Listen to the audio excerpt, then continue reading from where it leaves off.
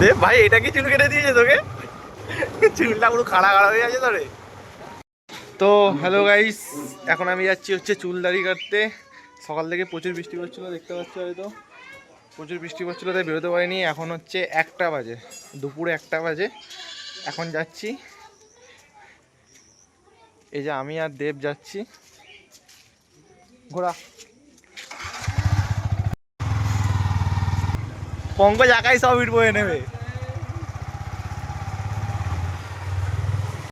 চুলটা অনেকদিন থেকে কাটবো ভাবছি, একদম কাটা হচ্ছে না। আমি যেহেতু শনিবার আর বৃহস্পতিবার দিনকে চুল কাটতে যাই না, বৃহস্পতিবার নর্মালি বন্ধ থাকে আমাদের এখানে, যে কটা সেলুনের দোকান আছে।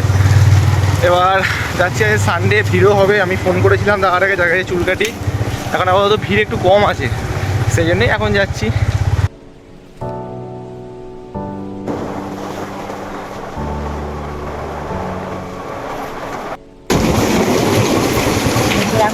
মামার দোকান বন্ধ নাকি?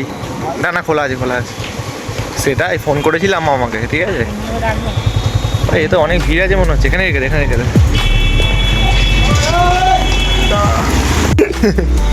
চলে গেছি মামার দোকানে চুল কাটতে।